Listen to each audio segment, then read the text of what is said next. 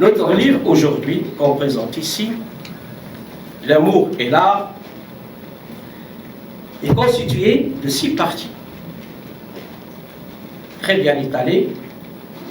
Vous avez le mythe de l'amour. Vous avez le cœur et le maître de l'amour. Éloge de l'amour. À la recherche du Dieu vivant. Le sacrifice et l'amour. L'amour de l'art et l'art de l'amour.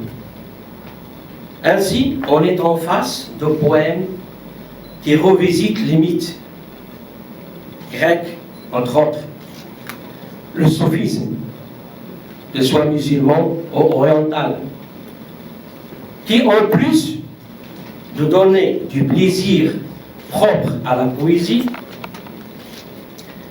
et à l'art, instruit et enrichit l'intellect.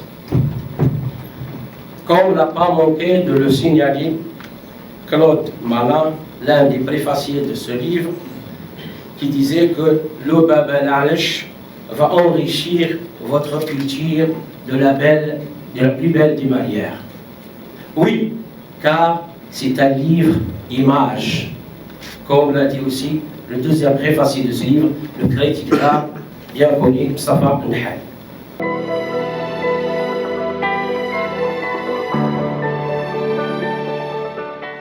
Tout d'abord, je veux remercier l'association Aboura Grec, ses hauts responsables et tous ceux qui ont contribué à la réalisation de cet événement qu'est le 16e édition du Festival international du cinéma de femmes de Salé. Merci pour cette invitation. Élevée en France, j'ai fréquenté des personnes d'univers très différents. Cela a développé mon désir d'universalité. J'ai vécu ainsi la force de l'expérience qui n'exclut pas le savoir. Pour cette raison, mon livre précédent, Icône de la plasticité au féminin, consacre dans un tiers du livre la femme à l'universel. Depuis l'Antiquité, le thème de l'amour a titillé les philosophes, les psychologues, les écrivains, et je dirais même tout homme. L'amour s'écrit, l'amour se dit,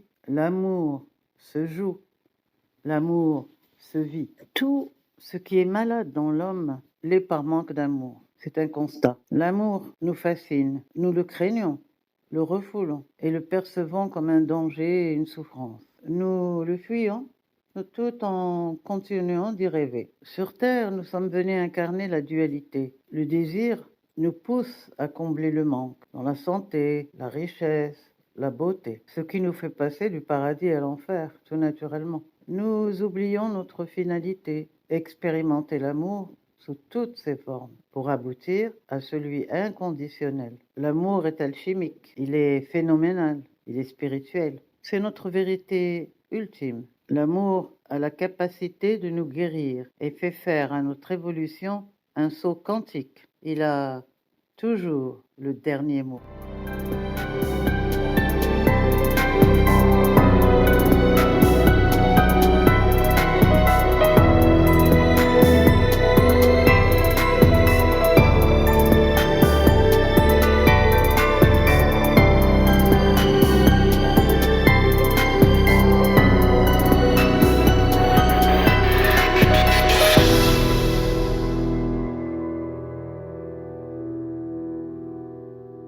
Jalaluddin Rumi, le pouvoir de l'amour. Jalaluddin Rumi est le célèbre poète mystique persan. Il rencontre le derviche Shams de Tabriz, son initiateur. Il va changer sa vie. Il l'aimera plus que tout au monde. Rumi a trouvé sa route, celle de son âme, son chemin spirituel. Il louera le ciel et la terre. Il louera la beauté. Il louera l'amour. Il louera l'art. J'étais mort, puis vivant, pleurant, puis riant, le pouvoir de l'amour est entré en moi et je suis devenu féroce comme un lion, tendre comme l'étoile du soir. Dans son livre La religion de l'amour, il nous invite à l'union mystique.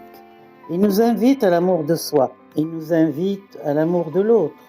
Il nous invite à nous dépouiller, devenir le rien pour être le tout. Sa poésie dit l'indicible. Elle narre et fait surgir la beauté, celle de l'expérience.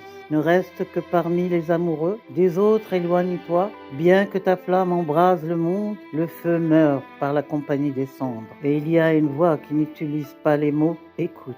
L'amour est la seule fleur qui n'a pas besoin de saison pour éclore. Salut, ô amour, qui nous apporte tes bienfaits, toi qui es le médecin de tous nos maux, le remède à notre orgueil et à notre vanité, notre Platon et notre Galien. Par l'amour, le corps terrestre a pris son essor vers les cieux. La montagne se mit à danser et devint agile. L'art de la connaissance est de saisir ce qui doit être ignoré. Tout ce qu'on perd nous est redonné. Il vient vers nous autrement. Écouter l'enseignement de son âme, c'est rendre notre cœur plus doux.